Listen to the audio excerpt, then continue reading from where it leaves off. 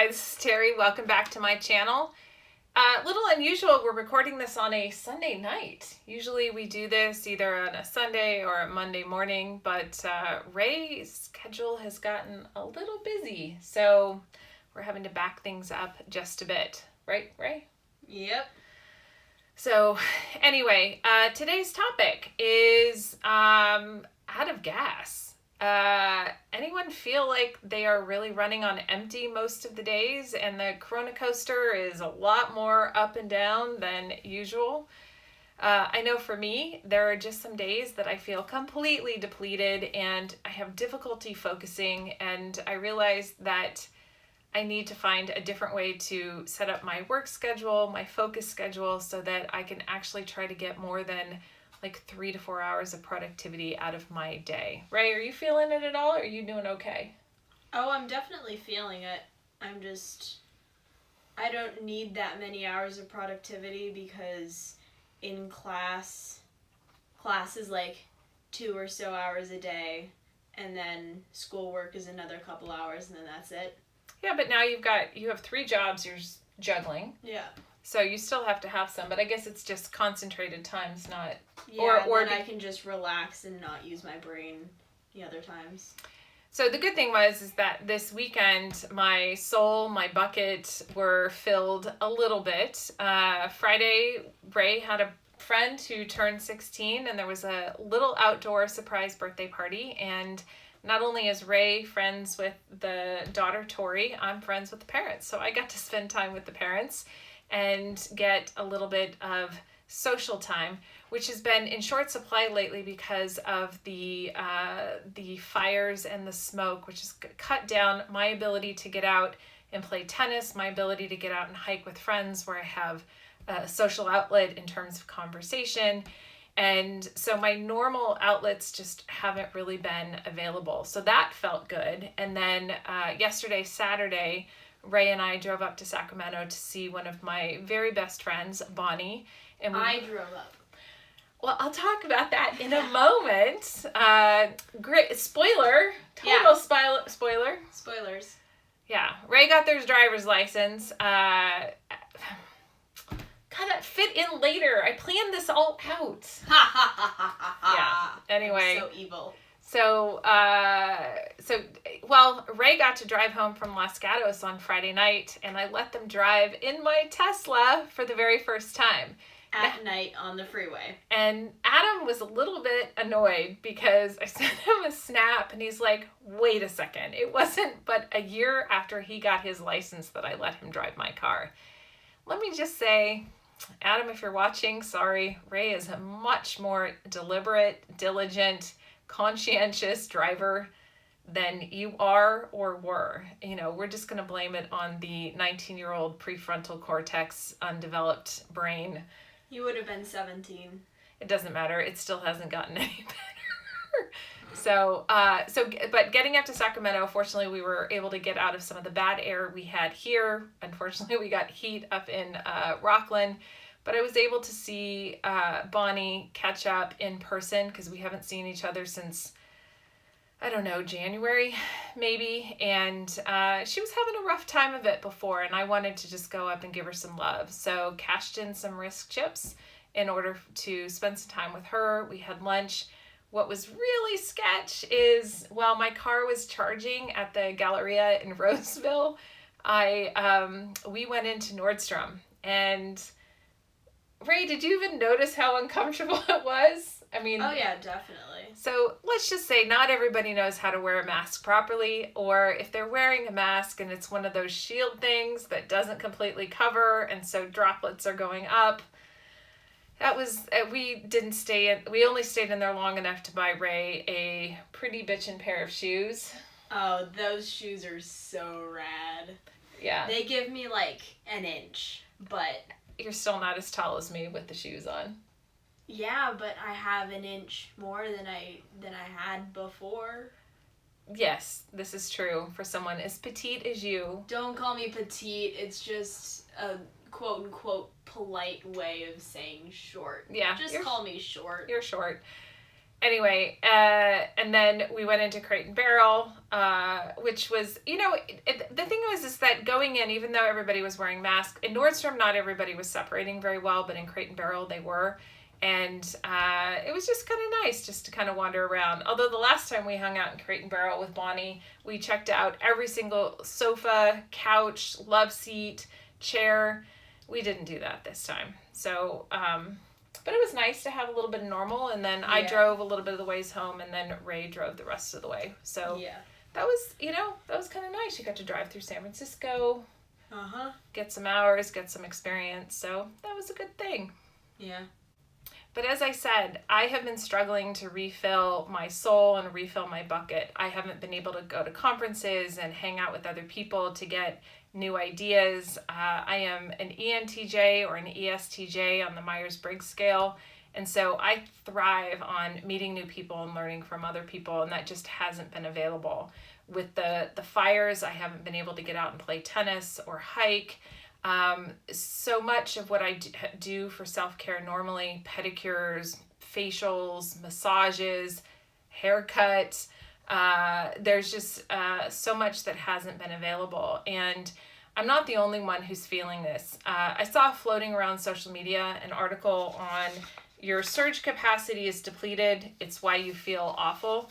And my friends Jessica and Candace both sent this to me and said, hey, this is pretty consistent with what you've been talking about on the coronacoaster. And, we're not alone. And we're just not conditioned to be dealing with putting forth like surges of energy in emergency responses for a sustained period of time. And that's why we're struggling. And as it notes in the article, we're also struggling because our normal bucket refilling, soul refilling activities aren't necessarily available. I was looking in the cabinet at all of our serving dishes, realizing that it had been a while since we'd entertained, and I don't know when we're going to get to entertain. And we love to entertain. And that's something that refills me. Zeke ends up doing the dishes, but I think he enjoys it a little bit. And it's just like, that is one of the outlets that's also not available. It's a time that I bring people together, which I derive a great deal of satisfaction from. So all of my normal ways of, dealing with self-care and refilling just aren't available. And, it's just so funny. Brad Feld of Found You Group up in Boulder shared in his newsletter today an article, "Are you at your best right now?" And his response was, "I'm not, and I know a lot of people aren't." And this is the unfortunate thing, is a lot of people are really struggling right now. And I'm glad we're finally talking about it, because if we can talk about it, then we can normalize the feelings to know that there's not something wrong with us, that what we are experiencing is as what is expected for being in this kind of situation.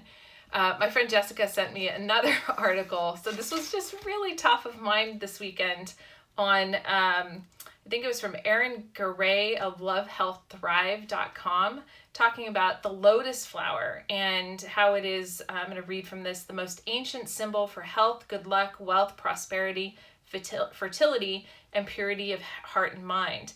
And the thing about a lotus flower, apparently it comes from the mud, it comes up and it blooms, and then it goes down into the mud. So what we're experiencing right now is just a lot of mud. And the good news is that we do have the opportunity to bloom and to thrive. We just need to adjust the way that we're operating and acknowledge that what we're feeling is not to be judged, and it is something that we can deal with by finding other ways in order to refill our buckets, refill our souls through greater kindness and gentleness and compassion, not only for ourselves, but for others. We have to look for alternative ways of getting from the world what it is that we need in order to be able to continue to operate. And also know that for right now, this is the new normal. If we're striving to return to something that was because it was more comfortable, we need to acknowledge that this is the situation that we're in. I'm finding that I'm not nearly as productive, and so I'm having to tweak the way that I operate, and then also tweak my expectations. I just cannot be the Energizer Bunny that I used to be. And it's very frustrating for a very high-functioning person who's used to accomplishing and achieving a lot. and I'm judging myself a lot less, and not calling myself a failure if, you know what, middle of the afternoon, I need a nap in order to be able to make it through the rest of the day. And I feel very fortunate that sometimes I can take those naps in order to rejuvenate. Naps are rad. Now, I can't believe that you are interested in taking naps, because you've not always been a nap person. Well, I wasn't, no. But now I am. But now you are. You realize the value. I'm glad. And then the other things, like some of my anchors, making sure that I do my French every morning, my meditation, my yoga, my morning pages, just so that I have something that grounds me in order to deal with whatever crap is going to come my way in every single day.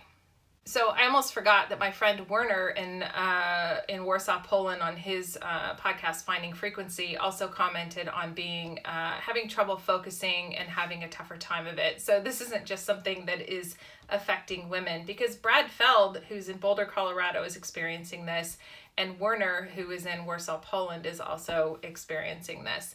And so then it's just a matter of, just what do we do to adjust our ways in order to be able to be more effective during this time that is depleting us at a more rapid rate than we can usually refill ourselves. So one of the things that I'm also doing is trying to find ways to celebrate goodness and celebrate the wins. And this month we've got a lot of things to celebrate in terms of some birthdays. Last month we had Rei, who turned 16, my mom's birthday, but this month Bonnie, who I just went up to visit, has a birthday coming up. So happy birthday, Bonnie. And Jessica, who I mentioned, who is the hashtag HHH, Healthier Happy Hour, and foodfoundation.com. Or I guess it's foodfoundation. Her link will be in the description when we remember. It might be foodfoundation.guru is I think what it is. And her birthday is right. the last day of August, so this will be the day before this came out. My neighbor Pam's birthday, so we'll definitely celebrate with a glass of champagne. And then my friend Pat, who we just celebrated Tori's birthday, his stepdaughter, his birthday is also coming up. So happy birthday to all of you. And this is just a reminder to find a way to celebrate the wins. And even though it may feel uncomfortable when there's so much loss and so much bad stuff going on, I'm going to refer back to Sister Monica Joan in Called the Midwife, who said that, we cannot stop celebrating life. We cannot stop celebrating the goodness in the world. It would not honor those who have come before us, and it would not honor those who we have lost. So find ways to celebrate and enjoy life despite all the crap that's happening in the world. And then another special congratulations to Rei for passing their driver's test, because then that's all sorts of newness and goodness, and I now have a chauffeur and a designated driver. Woohoo! I don't know if the microphone just picked that up, but I just sighed very loudly. And with that, I'm not sure that I can handle any more eye rolling. So, Rei, anything? There's just more eye rolling. So thanks for that. You are so typically 16. It wasn't really eye rolling. It was just looking to the side, staring into the middle distance, and being disappointed. And with that, thank you so much for watching. Thank you so much for subscribing. If you think there's somebody else who might benefit from this, please share with them and then ask them to subscribe. And as always, let go of perfection, take some risks, and above all else, have some fun. And take a nap.